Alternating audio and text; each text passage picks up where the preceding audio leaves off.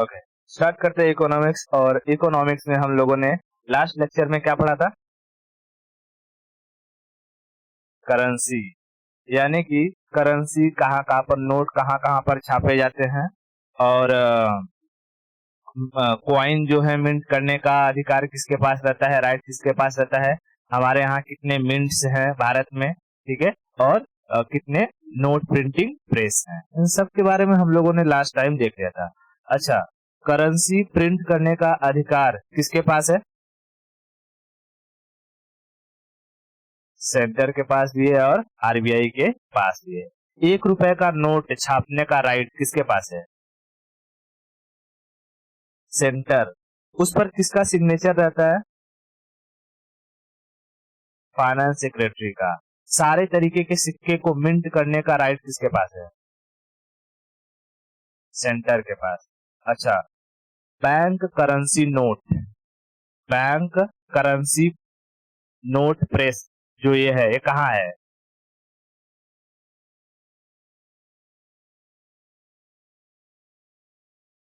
देवास में। और नासिक में कौन सा है?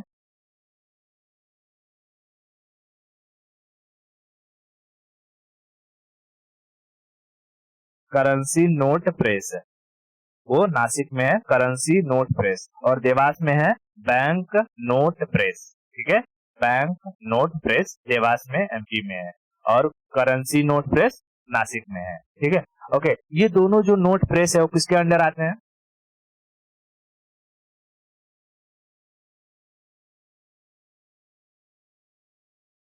नहीं, ये दोनों तो सेंटर के अंडर आते हैं। ठीक है, हाँ, ये दोनों सेंटर के अंडर आते हैं।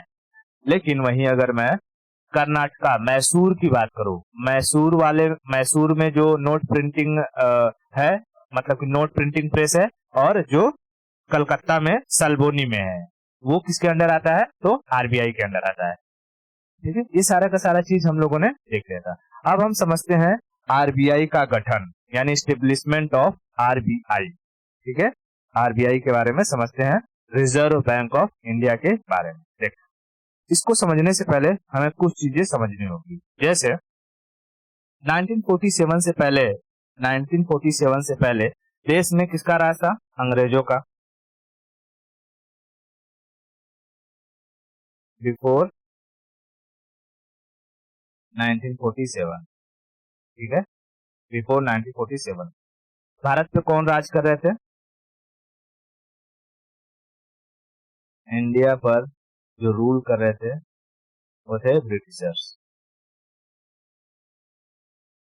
ब्रिटिशर्स, ठीक है, ब्रिटिशर्स सर्स। ठीक है, अब देख, ये ब्रिटिशर्स जो थे, इन लोगों ने अपनी सहूलियत के लिए धीरे धीरे बैंक को भी ओपन किए थे। ठीक है, भारत में कई सारे बैंकों को भी उन लोगों ने ओपन किया था, और उसी वक्त कई भारतीयों ने भी अपने बैंक को ओपन किया था। ठीक है, हाँ, भारत में भारत में अंग्रेजों ने कई सारे बैंक ओपन किए थे। जब मैं तुझे बैंकों का इतिहास पढ़ाऊंगा कि इंपीरियल बैंक क्या था, ठीक है, पंजाब नेशनल बैंक किसने ओपन किया था, ठीक है, लाला लाजपत राय का क्या रोल था, सारी की सारी चीजें बताऊंगा, तो you will get to know कि भारत में पहले बैंक हुआ करते थे, लेकिन वो बैंक किसके थे? अंग्रेजों के थे, अंग्रेजों के ओपन किए हुए बैंक थे। ठीक है, अंग्रेजों के ओपन किए हुए बैंक थे। इसमें मोस्टली अंग्रेजों का था और कुछ कुछ भारतीयों का था। यानी हम कह सकते हैं कि भारत में आजादी से पहले ही इंडियंस और ब्रिटिश दोनों ने बैंक को ओपन किए हुए थे। ठीक है, ब्रिटिश बैंक, ब्रिटिश बैंक और इंडियन बैंक, इंडियन बैंक।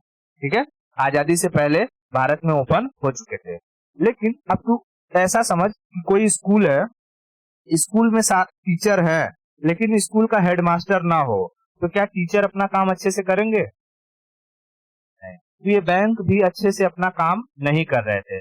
जिसको जैसी मर्जी हो रही थी उसको लोन दे रहा था, जिसको जैसी मर्जी हो रही थी अपना इंटरेस्ट लगा रहा था। इसीलिए अंग्रेजों ने सोचा कि एक काम करते हैं, सारे बैंकों को रेगुलेट करने के लिए, सारे बैंकों को रेगुलेट करने के लिए हम एक ऐसा बैंक बनाते हैं जो बैंकों का बैंक होगा, जिसे हम क्या कहेंगे, central bank, central bank of India, ठीक है, सेंट्रल बैंक ऑफ इंडिया। तो अब देख, किसी भी चीज को बनाया जाता है तो उसको बनाने के लिए पहले तुम्हें प्रपोजल लाना होगा, प्रपोजल लाने से पहले एक कमिटी का गठन करना होगा, है कि नहीं, एक कमिटी का गठन करना होगा। तो देख 1924 में, 1924 में, ठीक है, कब,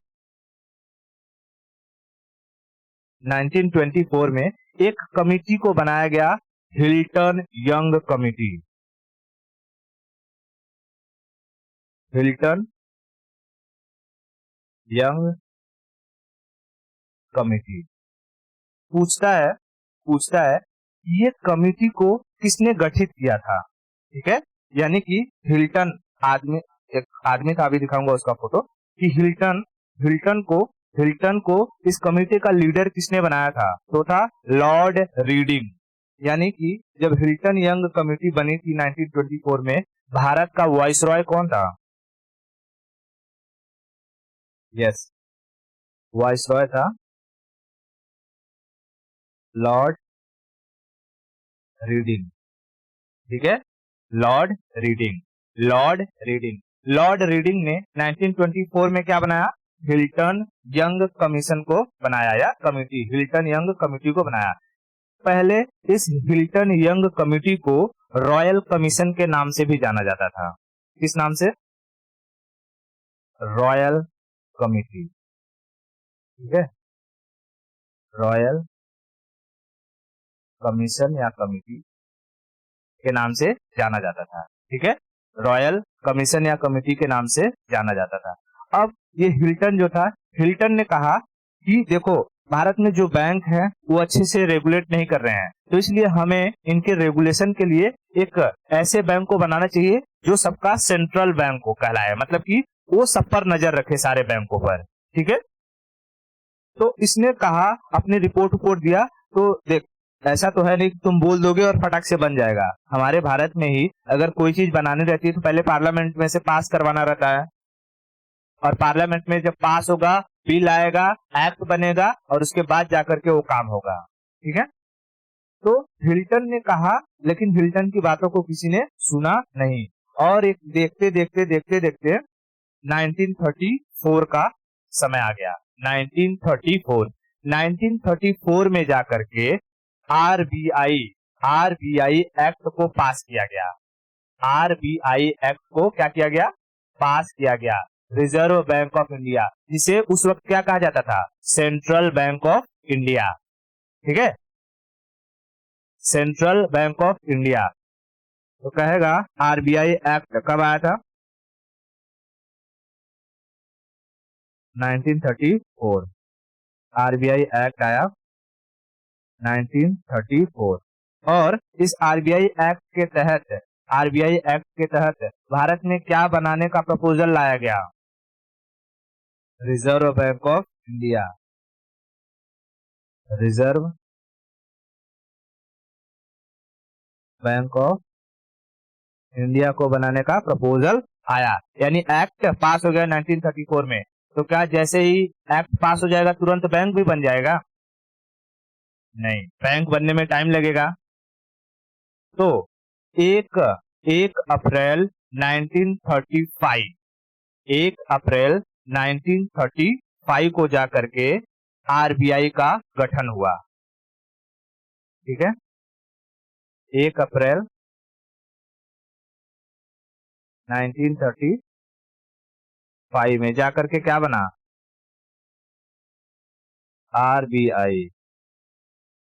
आरबीआई का स्टेब्लिशमेंट हुआ, स्टेब्लिशमेंट। बता, ये आरबीआई का हेडक्वार्टर कहां पर होगा इस वक्त, अरे अभी करंट की बात नहीं कर रहा हूं, अभी जब बना है, हाँ, क्योंकि बंगाल वाले एरिया में ही सारे के सारे अधिकतर बैंक हुआ करते थे, ठीक है, और महाराष्ट्र में भी कुछ कुछ बैंक खुले हुए थे, जैसे पीएनबी इंडियन ने खोली थी, ठीक है, पंजाब नेशनल बैंक जो था लाला लाजपत राय ने, ठीक है, तो महाराष्ट्र वाले एरिया में था ये सब, ठीक है। तो इसका जो हेडक्वार्टर 1935 में जब आरबीआई बना तो इसका हेडक्वार्टर कहाँ रखा गया? Headquarter Calcutta, headquarter Calcutta. लेकिन 1937 में इसका हेडक्वार्टर कलकत्ता से मुंबई ट्रांसफर कर दिया गया। बात समझ में आई? कब कब ट्रांसफर हुआ? 1937 में, 1937 में, ठीक है। 1937 में इसका हेडक्वार्टर कलकत्ता से मुंबई ट्रांसफर कर दिया गया। इतना समझ में आया? ओके।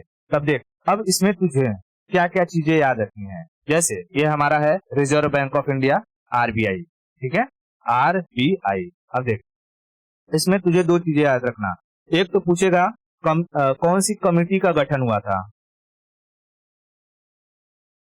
कमेटी, कौन सी कमेटी बनी थी? Hilton young. कौन सा एक्ट आया था? RBI act. कब आया था? 1934। आरबीआई का गठन कब हुआ? स्टेब्लिशमेंट, स्टेब्लिशमेंट 1 अप्रैल, ये याद रखना है, 1 अप्रैल, 1 अप्रैल 1935, 1 अप्रैल 1935। इसका हेडक्वार्टर अभी कहाँ है? हेडक्वार्टर मुंबई में लाया गया। मुंबई में ट्रांसफर कब हुआ? 1937 में, ठीक है, 1937 में। अब देख, जब रिजर्व बैंक को बनाया जाएगा, रिजर्व बैंक को बनाया जाएगा तो भाई इसके पास भी कुछ पैसा होना चाहिए कि नहीं होना चाहिए?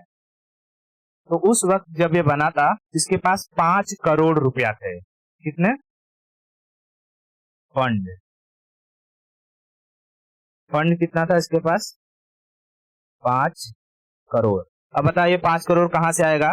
तो ये 5 करोड़ प्राइवेट लोगों का था, यानी 5 लाख लोगों से 100-100 रुपया लिया गया था। देश की जनता से क्या कहा गया था कि आप आरबीआई का शेयर खरीद लो और एक शेयर की कीमत है 100 रुपए, यानी 5 लाख लोगों से 100-100 रुपया लिया गया था। तब जाकर के कितना बना था? 5 करोड़ रुपया, ठीक है। यानी इसके शेयर कितने थे? 5 लाख शेयर, ठीक है। शेयर कितने थे? 5 लाख शेयर थे। और एक शेयर की वैल्यू कितनी थी? एक शेयर वैल्यू 100 रुपया था। तो अगर एक शेयर 100 रुपए को 5 लाख से मल्टीप्लाई करेंगे तो कितना हो जाएगा? 5 करोड़ रुपया, 5 करोड़ रुपया। कितना समझ में आया? आरबीआई का गठन कब हुआ? 1 अप्रैल 1935। इसका हेडक्वार्टर कहाँ है? मुंबई। इसके पास जब इसका गठन हुआ तो किस कमेटी को बनाया गया था?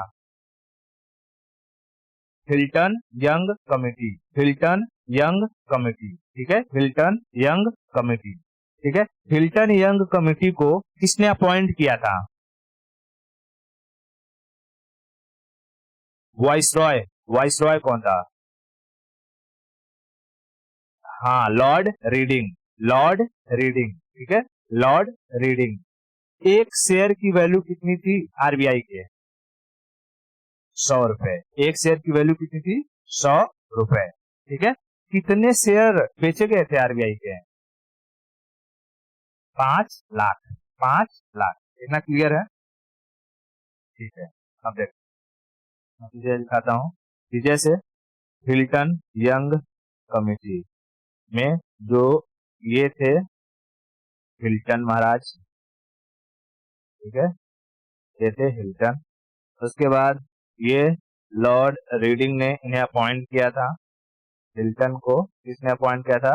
लॉर्ड रीडिंग ने, लॉर्ड रीडिंग ने, ठीक है। तो यहाँ मैं लिख देता हूँ हिल्टन। इनका नाम क्या था? Hilton young, Hilton young. और ये थे लॉर्ड रीडिंग, ठीक है, लॉर्ड रीडिंग। इतना समझ में आया। अब देख, जब आरबीआई को बनाया जाएगा तो इसका कोई ना कोई गवर्नर बनेगा, है ना, इसका कोई ना कोई गवर्नर बनेगा। तो इसके जो पहले फर्स्ट गवर्नर थे वो थे ओसबर्न स्मिथ। तो बताओ पहला गवर्नर जो रहेगा अंग्रेज रहेगा कि इंडियन रहेगा? अंग्रेज रहेगा, ठीक है। तो फर्स्ट गवर्नर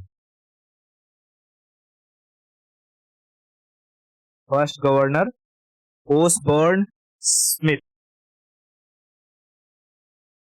ओसबर्न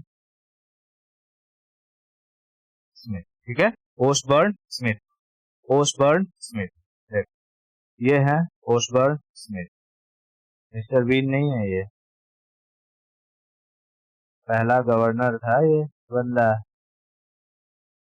ठीक है, आरबीआई का पहला गवर्नर, ठीक है, ओसबर्न स्मिथ, ओसबर्न स्मिथ, ठीक है। अब इसके जो पहले इंडियन गवर्नर के बारे में पूछेगा, पहले इंडियन गवर्नर, ठीक है। देख, यहां से मैं लिख देता हूं, कौन सा गया? 7, 8वां point, first Indian governor, first Indian governor, ठीक है, फर्स्ट इंडियन गवर्नर, उनका नाम था सीडी देशमुख। क्या था? सीडी देशमुख, ठीक है, सीडी देशमुख, सीडी देशमुख। इतना क्लियर है? देखिए, सीडी देशमुख, ठीक है, सीडी देशमुख, देखो, सीडी देशमुख। पहले इंडियन गवर्नर कौन थे? CD Deshmukh, CD Deshmukh. कहेगा कि भारत के करंट आरबीआई के गवर्नर कौन है? यानी जब एग्जाम देने जाना कभी भी, तो उसको उस वक्त देख लिया करना, ठीक है। अभी के 2022 के जो आरबीआई के गवर्नर है वो है शशिकांत दास। उनका अपॉइंटमेंट हुआ था 2018 में। टेन्योर होता है 5 साल का। तो उनका जो टेन्योर कब खत्म होगा? 23 में, ठीक है। तो करंट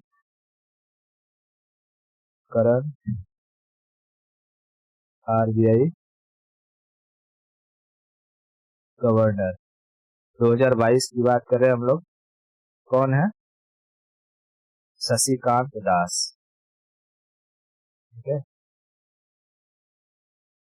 शशिकांत दास, शशिकांत दास, ये है मिस्टर शशिकांत दास, ठीक है, मिस्टर शशिकांत दास। इतना समझ में आया?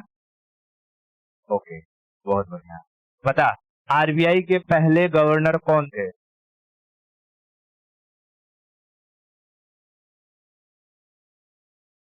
क्या? ओसबर्न स्मिथ, ओसबर्न स्मिथ। पहले इंडियन गवर्नर सीडी देशमुख, ठीक है, CD Deshmukh, CD Deshmukh. Okay, बहुत बढ़िया, सीडी देशमुख। ओके, जो है अभी करंट 2022 के गवर्नर कौन? शशिकांत दास। अब देख इस आरबीआई को अच्छे से रेगुलेट करने के लिए इसके कई ब्रांचेस बनाए गए, ठीक है। आरबीआई को अच्छे से काम करने के लिए कई ब्रांचेस बनाए गए। देख, इसका अगर हेडक्वार्टर पूछेगा कहाँ है, तो मुंबई, है ना, हेडक्वार्टर मुंबई। अब समझते हैं कि इसके ब्रांचेस कहाँ कहाँ है, ठीक है। देख, इसको अच्छे से काम करने के लिए क्या बनाए गए? ब्रांचेस। तो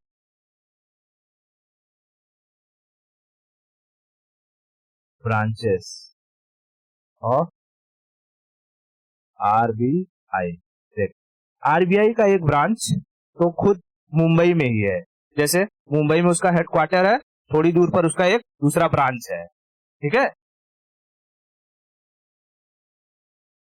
हाँ, हेडक्वार्टर और ब्रांच में फर्क होता है। हेडक्वार्टर में जो है अलग काम होता है और ब्रांच में अलग काम होता है। जैसे जैसे तू तेरा अगर अकाउंट है एसबीआई में तो एसबीआई के जिस बैंक में तेरा अकाउंट है तू उसी के किसी दूसरे ब्रांच में जाकर के सारा का सारा काम कर लेती है कि नहीं कर लेती है। वैसे ही हेडक्वार्टर को आरबीआई का हेडक्वार्टर अलग रखा गया है, ठीक है। आरबीआई के हेडक्वार्टर को अलग रखा गया है और ब्रांचेस को थोड़ा दूसरा काम डिस्ट्रीब्यूट कर दिया गया है। बात समझ में आ रही है?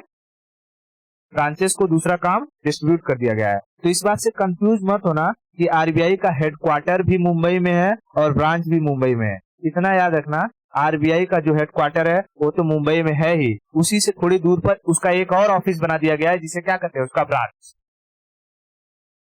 ठीक है, तो आरबीआई का पहला ब्रांच है मुंबई में, ठीक है, मुंबई में, ठीक है, मुंबई में। दूसरा है चेन्नई में, चेन्नई में, ठीक है। तीसरा है कोलकाता में, कोलकाता में। और चौथा है दिल्ली में। बात समझ में आई? तो आरबीआई के कुल कितने ब्रांचेस, कहाँ कहाँ? मुंबई, चेन्नई, कोलकाता, दिल्ली। मुंबई, चेन्नई, कोलकाता, दिल्ली। ये तो हुए भारत में। मुंबई का एक ब्रांच है लंदन में, ठीक है। अरे मुंबई का बोलो, मतलब आरबीआई का एक ब्रांच है लंदन में, ठीक है। फॉरेन कंट्री में, फॉरेन में कहाँ है? फॉरेन में लंदन। अरे वहां भी तो लोग हैं, लंदन में है, ठीक है, लंदन में है। बात समझे? यानी आरबीआई भारत को ना फॉरेन में भी रिप्रेजेंट करता है। आरबीआई का काम होता है कि वो भारत को फॉरेन में भी रिप्रेजेंट करे। जैसे तू भारत में देखेगी तो तुझे भारत में अमेरिका के भी बैंक मिलेगा, ब्रिटिश बैंक भी मिलेगा। तुझे पता है कि नहीं है सब? भारत में इंटरनेशनल बैंक्स भी हैं। जैसे जैसे भारत में कोई फॉरेनर अगर काम करने आया, मान ले कि ब्रिटेन से कोई यहाँ आया काम करने, तो वो किस बैंक से ज्यादा फेमिलियर होगा? हमारे भारत के एसबीआई बैंक से फेमिलियर होगा या उसके ही यहाँ की कोई बैंक अगर यहाँ ओपन रहे तो उससे फेमिलियर रहेगा? उसके यहाँ से। अगर कोई ब्रिटेन वाला यहाँ एसबीआई पे पहुंच गया तो उसका खाता खुल जाएगा, तुझे लगता है? कहाँ कहाँ दौड़ाएंगे, ये ऑफिस, ये नंबर पे जाओ, 4 नंबर पे जाओ, 5 नंबर पे जाओ, लंच टाइम हो गया, वो पगला जाएगा। इसीलिए इसीलिए फॉरेन के जो लोग भारत में काम करते होंगे उनके बड़े बड़े कंपनीज होंगे, ठीक है। तो कंपनी, क्योंकि फॉरेन की कंपनियां भारत में है कि नहीं है? है। तो जब फॉरेन की कंपनियां भारत में है तो वहां के लोग भी तो यहाँ काम करने के लिए होंगे, उनका अकाउंट भी तो होगा भारत में। हाँ, तो वो लोग अपने बैंक में जाते हैं, तो इसके लिए फॉरेन बैंक्स भी भारत में एग्जिस्ट करते हैं, ठीक है।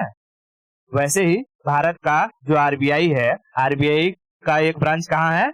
लंदन में, ठीक है। इतना समझ में आया? तो आरबीआई के टोटल कितने ब्रांचेस भारत में? 4। फॉरेन में एक, कहाँ? लंदन में, ठीक है, लंदन में। आरबीआई का हेडक्वार्टर, हेडक्वार्टर 4 नहीं है, हेडक्वार्टर मुंबई में, ठीक है, हेडक्वार्टर मुंबई में, ठीक है। देख,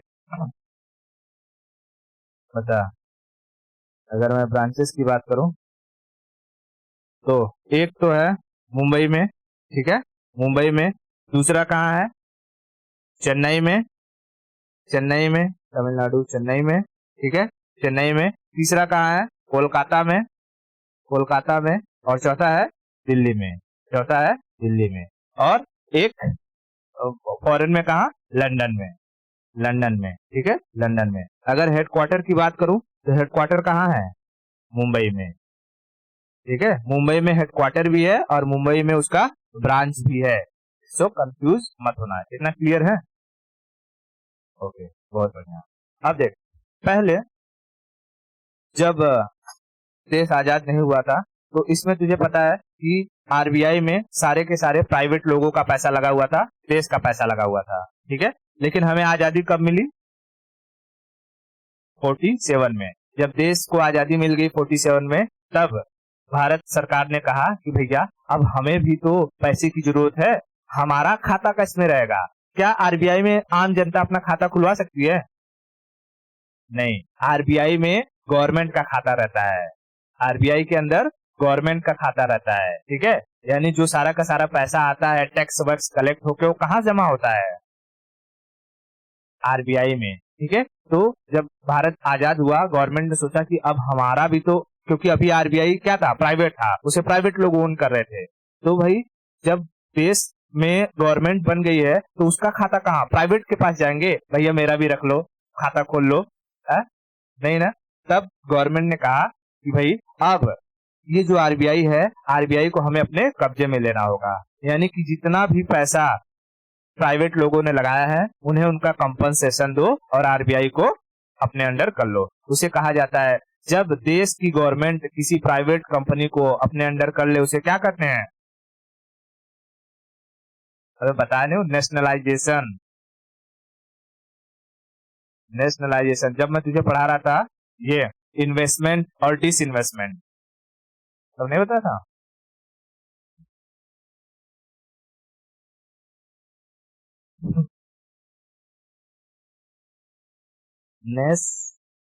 नेशनलाइजेशन, ठीक है। नेशनलाइजेशन क्या कहते हैं हिंदी में? राष्ट्रीयकरण। राष्ट्रीयकरण, ठीक है, राष्ट्रीयकरण। अब देख कब हुआ, तो भाई 1 जनवरी 1949, 1 जनवरी 1949, 1 जनवरी 1949 को आरबीआई का क्या हो गया? नेशनलाइजेशन हो गया, राष्ट्रीयकरण हो गया, ठीक है। यानी कि गवर्नमेंट ऑफ इंडिया ने आरबीआई को खरीद लिया, ठीक है। गवर्नमेंट ऑफ इंडिया ने क्या कर दिया? खरीद लिया। Government of India own, own RBI, RBI. इतना क्लियर हुआ? तो कहेगा कि आरबीआई का नेशनलाइजेशन कब हुआ? 1 जनवरी 1949, 1 जनवरी 1949। इतना क्लियर है? ओके। अब समझते हैं हम लोग ये फाइनेंशियल ईयर के बारे में। जैसे कि आरबीआई का भी अपना कुछ फाइनेंशियल ईयर होता है, मतलब उसका बर्थडे कब कंप्लीट होता है, एक साल कब होता है, ठीक है। जैसे जनता का हम कहें, पब्लिक का एक साल कब होता है? शुरू होता है 1 जनवरी से और खत्म होता है 31 दिसंबर को। तो आम आम जनता का फाइनेंशियल ईयर 1 जनवरी से 31 दिसंबर। फाइनेंस कमीशन जो हम लोग आईटीआर भरते हैं, इनकम टैक्स वगैरह भरते हैं, उन लोग का कब खत्म होता है? बजट वाला सेशन जो होता है ना, बजट आता है वगैरह, उसके बाद क्या शुरू हो जाता है? नया साल चालू होता है। तो 1 अप्रैल से चालू होता है उनका, और 31 मार्च को एक साल कंप्लीट होता है फाइनेंस कमीशन का। वैसे ही जो ये अपना आरबीआई है, आरबीआई आरबीआई को क्या कहते हैं? ये 1 जुलाई, 1 जुलाई से लेकर के 30 जून, ठीक है, 1 जुलाई से लेकर के 30 जून, इसका क्या होता है? एक साल पूरा होता है, यानी फाइनेंशियल ईयर होता है। बात समझ में? फाइनेंशियल ईयर इसका कब कब होता है?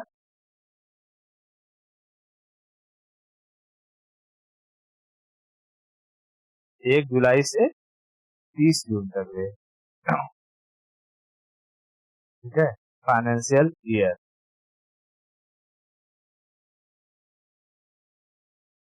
फाइनेंशियल फाइनेंशियल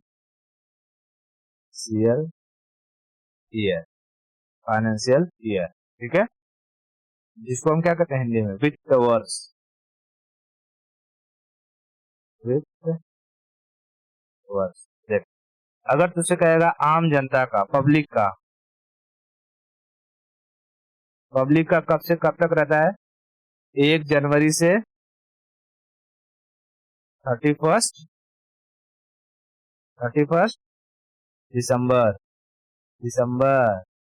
तू सो रही है क्या? दूसरा फाइनेंस कमीशन, फाइनेंस मिनिस्ट्री या फाइनेंस कमीशन क्या बोलो, finance ministry,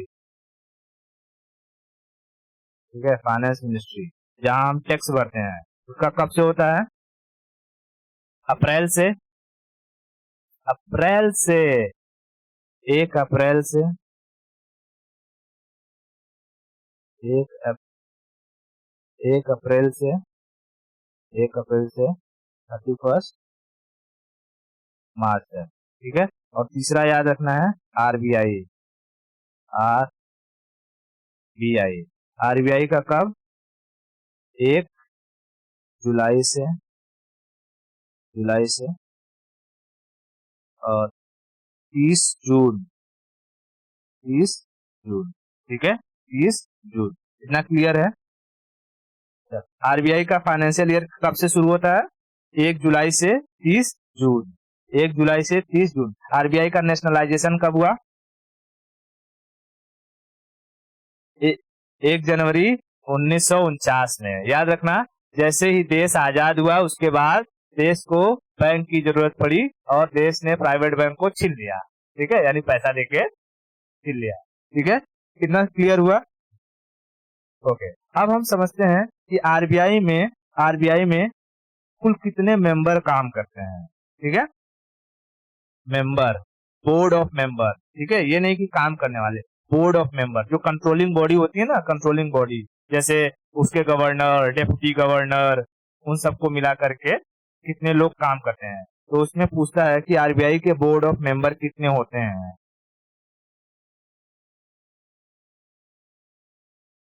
board member, board member देख, बोर्ड मेंबर की कुल संख्या होती है 21। कितनी? हाँ, 21, ठीक है, 21। अब देख, ये 21 कहाँ कहाँ से आएंगे? पहला, आराम से समझना एकदम। एक तो आरबीआई का गवर्नर हो जाएगा, आरबीआई का गवर्नर, आरबीआई का गवर्नर कौन? सची सच्चिदानंद नहीं, शशिकांत, शशिकांत, आरबीआई गवर्नर, ठीक है, आरबीआई गवर्नर। एक, ये कहाँ बैठेगा? हेडक्वार्टर पर, ठीक है, हेडक्वार्टर पर। हेडक्वार्टर पे कौन रहेगा? आरबीआई का गवर्नर, आरबीआई का गवर्नर। अब इनका हेल्प करने के लिए 4 डेप्यूटी गवर्नर होते हैं, ठीक है, डेप्यूटी गवर्नर कितने होते हैं? 4, ठीक है। वो भी कहाँ बैठेंगे? हेडक्वार्टर पर, हेडक्वार्टर पर, ठीक है, हेडक्वार्टर पर। अब देख, आरबीआई के कितने ब्रांच ऑफिस देखा तूने? अबे फॉरेन वाला छोड़ दे, भारत वाला। 4, भारत में 4, मुंबई, चेन्नई, कोलकाता और दिल्ली। तो उस 4 ब्रांच ऑफिस के भी गवर्नर होंगे। हाँ, तो branch office governor, branch office governor, governor कितने हो गए? Branch office governor 4, branch office governor 4, ठीक है। 2 बंदे आते हैं फाइनेंस मिनिस्ट्री से,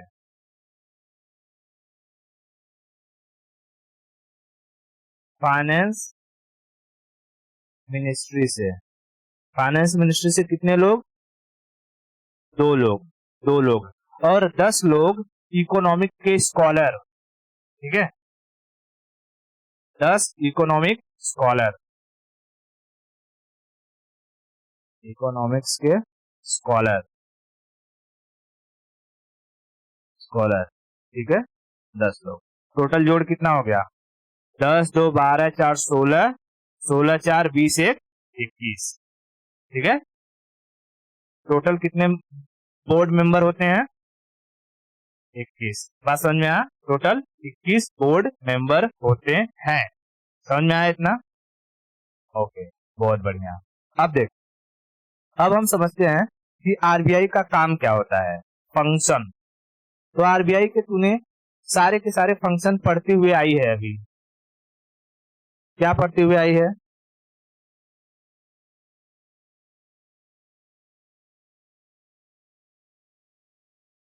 फंक्शन।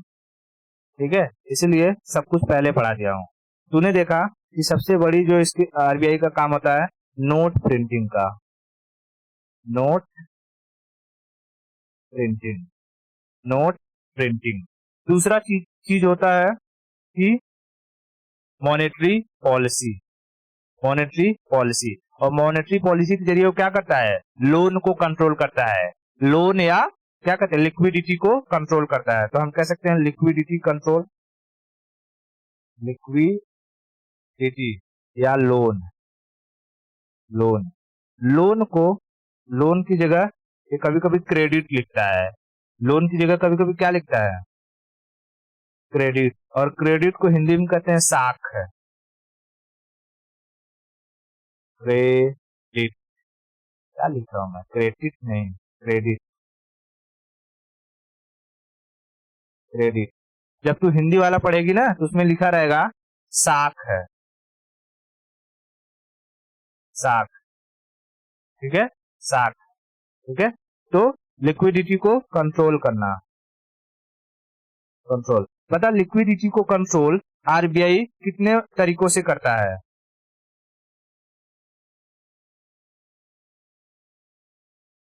यप, मॉनेटरियल पॉलिसी, मॉनेटरियल,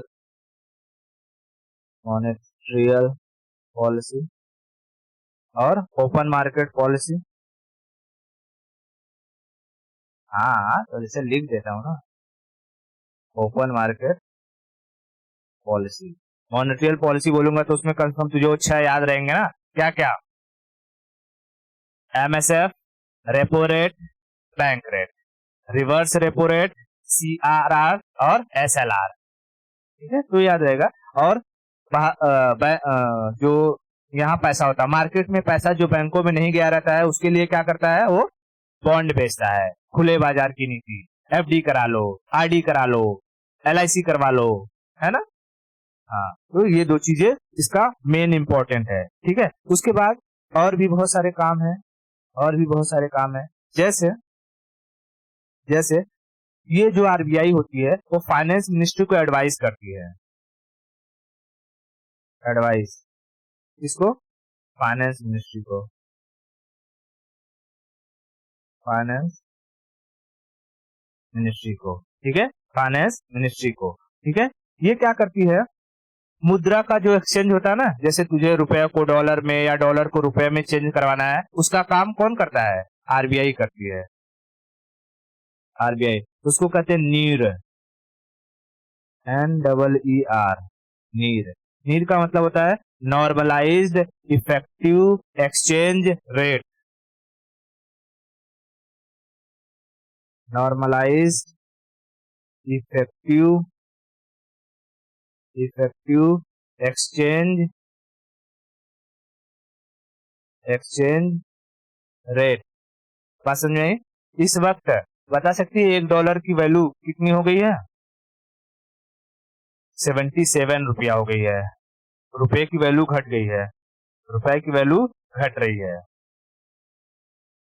ठीक है, रुपए की वैल्यू घट रही है। और क्या काम करता है? तो और ये जैसे कि एक ब्रांच खोला है लंदन में, यानी भारत को, भारत का जो रिप्रेजेंटेशन है वो फॉरेन कंट्री में करती है। ठीक है,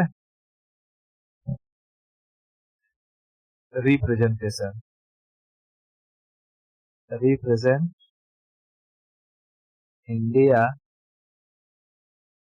इन फॉरेन। ठीक है, फॉरेन। और क्या? बैंकों को रेगुलेट करना, रेगुलेशन। इसको, बैंक को। ठीक है, बैंक को। बता, बैंकों का बैंक किसे कहते हैं? RBI, RBI. तो इसे याद रख सकती है, बैंक, बैंक ऑफ बैंक। ठीक है, bank of bank, bank of bank. इतना समझ में आया? ओके। अब देख, आरबीआई क्या करती है बैंकों को कि देखो तुम लोग ना बिना किसी को जाने पहचाने, बिना किसी को जाने पहचाने किसी का अकाउंट मत खोलना, ठीक है? बिना किसी को जाने पहचाने अपना अपने बैंक में अकाउंट मत खोलना। कौन कहता है? आरबीआई, आरबीआई, ठीक है, आरबीआई है। आरबीआई कहता है कि पहले तुम लोग, किससे कहता है? बैंक से, ठीक है, बैंक से कहता है कि तुम लोग अकाउंट खोलने से पहले, अकाउंट खोलने से पहले अपने कस्टमर के बारे में जानो। कस्टमर के बारे में क्या करो? जानो। यानी कहता है कि बैंक भाई पहले know your customer, know your customer, customer, इसी को हम शॉर्टकट में क्या कहते हैं? के वाई सी, के वाई सी। तो के वाई सी के लिए बैंक तुझसे क्या मांग लेता है? डॉक्यूमेंट। डॉक्यूमेंट में क्या ले लेगा? जैसे तेरा आधार कार्ड, आधार कार्ड और पैन कार्ड, पैन कार्ड। बस समझे? पैन कार्ड का फुल फॉर्म क्या होता है? Permanent account number, permanent account number. और केवाईसी का क्या मतलब होता है? Know your customer, know your customer. बात समझ में आ गया? इतना सारा चीज क्लियर है, कोई दिक्कत नहीं। आरबीआई का गठन कब हुआ?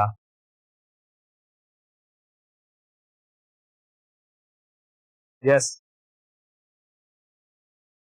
1935। बोल अब फटाफट, जितना बताया पहले फटाफट बोल। आरबीआई का गठन कब हुआ? When were the RBI establish?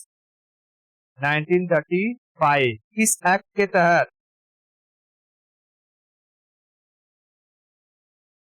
RBI act 1934, RBI act 1934। RBI का नेशनलाइजेशन कब हुआ? 1949 में, 1949 में। आरबीआई जब बना था तो उसके पास कितना पैसा था? 5 करोड़। 5 करोड़ रुपया कहां से आए थे?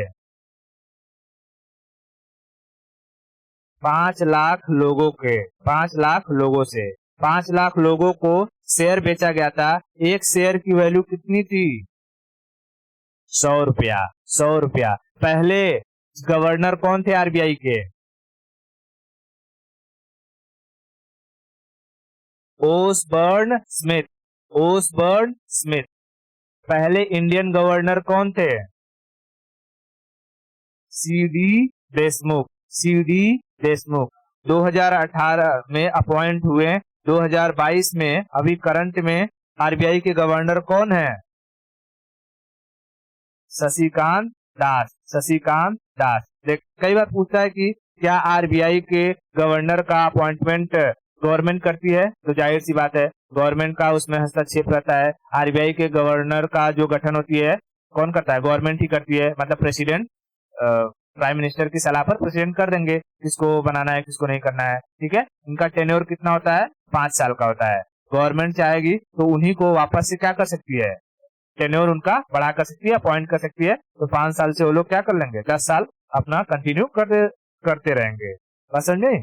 ये डिपेंड करता है कि आरबीआई के गवर्नर का करंट गवर्नमेंट के साथ कैसा रिलेशन है, ठीक है। अब जैसे मान ले कि आरबीआई के गवर्नर कह रहे हैं कि भाई देखो देश की स्थिति बहुत खराब है, आप लोगों को लोन वोन थोड़ा कम लेना होगा, ठीक है, पहले देश पर ध्यान देना होगा। लेकिन अगर गवर्नमेंट कहे नहीं, हमको तो पहले घोटाला करना है, हमको जितना भी बैंक का पैसा है वो वापस लो हमको, ठीक है, और देश में टैक्सेशन को और बढ़ा दो, तब तो गवर्नर घुसिया जाएगा। बोलेगा भाई ये तो मेरे हिसाब से आप लोग सुन ही नहीं रहे हो, और इस तरीके से तो देश बर्बाद हो जाएगा और उसकी जिम्मेदारी मैं क्यों लूं? तो गवर्नर कई बार रिजाइन कर देते हैं। बात समझ नहीं है? हाँ, तो गवर्नर तब तक अच्छे से चल सकते हैं, मतलब जब अगर उनका रिलेशन रहता है ठीक ठाक किसके साथ?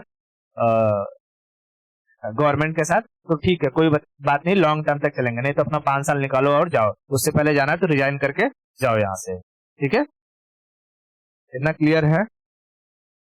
ओके, ठीक है। आरबीआई के हेडक्वार्टर कहाँ कहाँ है? हेडक्वार्टर